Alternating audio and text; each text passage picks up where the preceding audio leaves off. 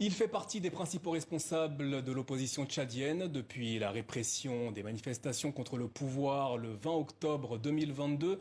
Officiellement, 73 Tchadiens ont été tués ce jour-là, bien davantage selon Succès Masra du Parti Les Transformateurs. Quel regard porte-t-il sur les grâces présidentielles des derniers jours, la conduite de la transition ou encore l'avenir politique de son pays? Succès Masra, bonsoir et merci d'être avec nous. Merci à vous. Tout d'abord, samedi dernier, le Tchad a fermé sa frontière est qu'elle partage avec le Soudan jusqu'à nouvel ordre. Approuvez-vous cette mesure? Au-delà des mesures ponctuelles, c'est le trend sur le long terme qu'il faut regarder.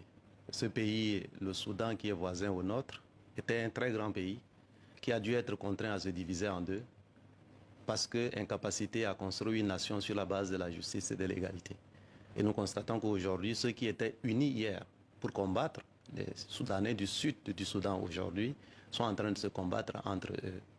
C'est une démonstration qui montre bien que dans un pays, s'il n'y a pas la justice et l'égalité, s'il n'y a pas la démocratie, on a beau avoir plusieurs généraux lourdement armés, ça n'apporte absolument aucune stabilité. Donc, c'est une situation ponctuelle qui va impacter notre pays. Les mesures qui peuvent être prises d'un côté comme de l'autre sont que des, je dirais, un peu des solutions ponctuelles, mais il faut réfléchir à des solutions de très long terme. C'est sur ça peut-être qu'il y a des leçons à tirer pour le Tchad aussi.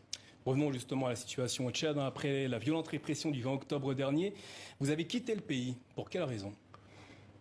10 jours après le 20 octobre, de cette répression qui a été brutale, nous avons été touchés.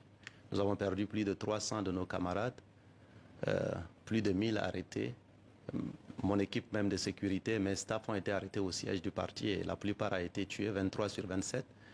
Donc oui, nous avons été touchés. J'ai perdu mes camarades, j'ai perdu la plupart des gens solidement engagés et il fallait sortir pour montrer que nous sommes touchés mais pas couchés. Nous sommes touchés mais debout. Et je me suis rendu aux États-Unis, à New York, puisque le siège des Nations Unies c'est à New York, parce que l'Union africaine, comme vous l'avez remarqué, a été impliquée sur le dossier, n'a pas pu trouver une solution. Les autres organisations d'instances inférieures ne peuvent plus être la véritable solution. Il faut apporter une énergie nouvelle. Et il nous a semblé important de porter la voix de ce peuple-là au niveau des Nations Unies. Ce peuple qui s'est mis debout pour la justice et l'égalité, qui a reçu donc une répression brutale, avec une circonstance aggravante qui peut conduire à une guerre civile. C'est qu'on a choisi de massacrer massivement les chrétiens, la communauté Sahara, parce que, semble-t-il, je viens de cette communauté, alors qu'il s'agit d'un combat pour la justice et l'égalité pour l'ensemble du peuple. Vous portez des questions qui sont extrêmement graves. Avez-vous des éléments de preuve qui prouvent que cette partie de la population était ciblée le 20 octobre dernier? Absolument. Il y a même eu des revendications audiovisuelles, des gens qui travaillent directement avec le chef de la junte.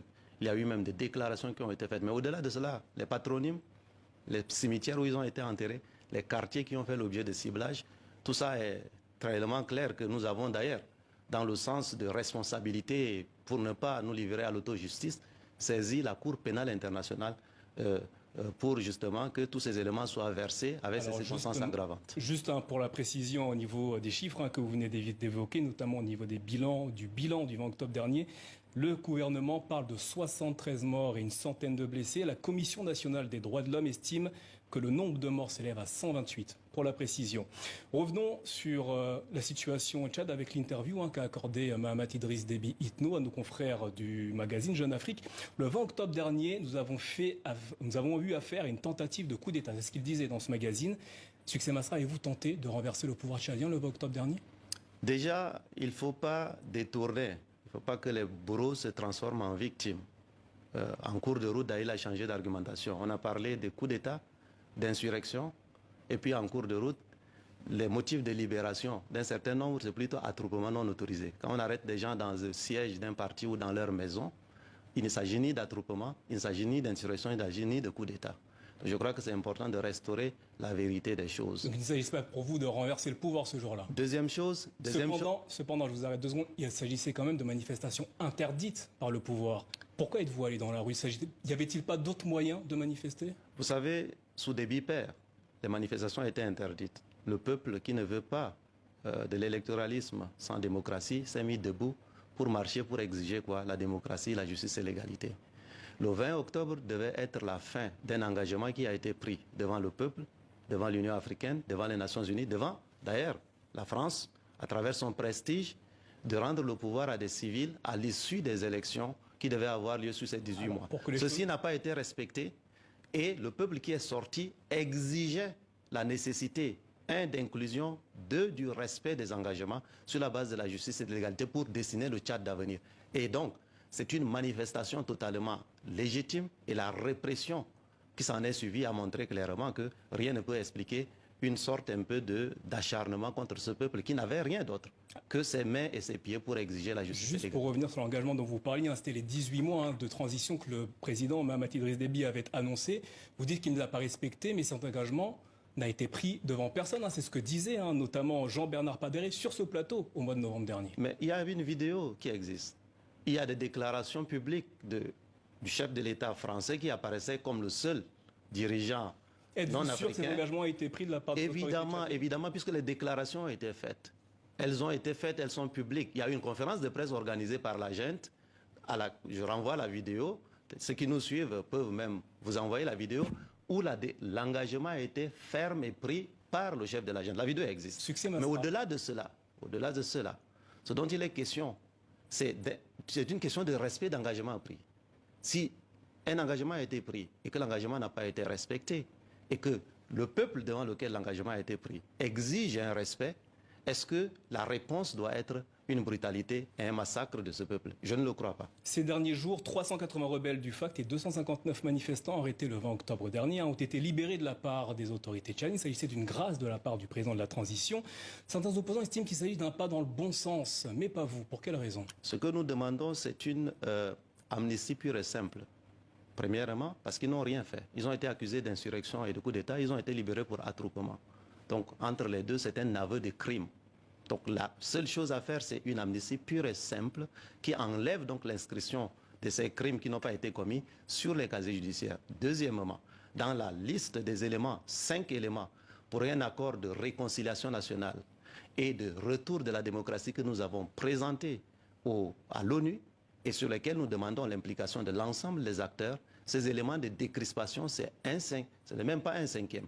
Et tous ceux qui ont été libérés, c'est moins de 25% de nos éléments qui ont été portés disparus. Et donc, vous voyez bien que c'est un symbole qui ne va pas loin, et à la fois dans sa forme et dans son fond. Nous sommes dans une situation où il y a eu une rupture. Il y a le Tchad d'avant le 20 octobre, il y a le Tchad d'après le 20 octobre. Nous avons été profondément touchés, mais nous sommes debout. Et ce que nous mettons sur la table, c'est que nous continuons à rester ouverts pour une réconciliation nationale sur la base de la justice et de l'égalité. Si tel n'est pas le cas, ça veut dire qu'on consacre dans les faits ces deux Tchads qui évoluent en parallèle. On ne peut pas opposer 50% d'un pays ou 90% d'un pays qui veut la justice et l'égalité dans la démocratie à une famille, à un clan qui veut imposer la dynastie. Voilà, le choix de l'avenir doit être un choix de réconciliation nationale. Au début du mois, l'ambassadeur allemand au Tchad a été expulsé pour attitude discourtoise et non-respect des usages diplomatiques. Selon vous, que vous inspire le renvoi du gouvernement, de l'ambassadeur tchadien au Tchad? Tout cela vient s'ajouter à une longue liste de maladresses, mais d'embarras pour nous tous en tant que responsables. Je n'aurais jamais imaginé cela. Le chef de l'agenda a insulté le représentant du président américain, des petits fonctionnaires, donc l'ambassadeur américain. Il a insulté le sénateur américain de quelqu'un qui ne sait même pas où se trouve le Tchad. Il vient de chasser l'ambassadeur de l'Allemagne, première puissance de l'Europe, qui est un allié de la France, et l'Union européenne, qui est un partenaire majeur de notre pays. Donc, on chasse les ambassadeurs, on insulte les sénateurs, on tue les manifestants, on pourchasse les hommes politiques. Est-ce que c'est avec ça qu'on peut réconcilier et présenter le Tchad de demain? Nous aurions fait totalement différemment, dans le respect de nos partenaires. Et c'est l'occasion pour moi de dire à tout le monde que notre attitude et l'attitude de notre peuple vis-à-vis des partenaires de notre pays dépendra de l'attitude de ses partenaires. Et ceux qui ont offert le prestige à cette gente qui aujourd'hui a roulé tout le monde dans la farine, les Qataris impliqués, les Américains impliqués, la France impliquée, l'Union africaine ont été tous roulés dans la farine. Les promesses qui ont été faites à l'ensemble de ces dirigeants ont été reniées et voilà comment on les remercie. Donc je crois que nous pouvons corriger cela dans la justice et l'égalité à travers une démocratie. C'est ça que nous proposons comme projet de société pour l'avenir. Ça sera ma dernière question. Vous êtes de passage en France, vous étiez à Washington, vous venez en France. Allez-vous être reçu par les autorités françaises? Qu'attendez-vous de Paris? Nous parlons à tout le monde. Et donc nous allons parler aux autorités françaises. Le peuple tchadien a été habitué à un des bipères qui lui a dit que la France l'a imposé à la tête du pays, y compris en modifiant la Constitution. C'était à votre micro d'ailleurs, de TV5. Ensuite, le peuple tchadien a été habitué à voir un président français venir donner le prestige de la France pour cautionner une transition qui s'est annoncée sur 18 mois en s'engageant à ne jamais soutenir un plan de succession dynastique. Si j'ai l'occasion, et j'espère dans les prochaines heures, de rencontrer les présidents français ou les autorités françaises, c'est de leur dire qu'aujourd'hui, cet engagement qu'ils ont pris, le plan de succession dynastique, il est là. Le peuple tchadien regarde, mais au-delà du peuple tchadien, c'est toute l'Afrique qui regarde la crédibilité de la parole de la France sur le dossier tchadien. Et donc j'aurai l'occasion de le leur dire. Nous ne les avons pas encore entendus depuis le 20 octobre. Donc c'est une question que je pose au nom de mon peuple à l'ensemble des dirigeants d'Europe, de la France, des États-Unis, pour que l'avenir se dessine sur de nouvelles bases, parce que nous faisons partie de cette génération décomplexée. Succès Masra, merci d'avoir répondu à nos questions ce soir. Merci à vous.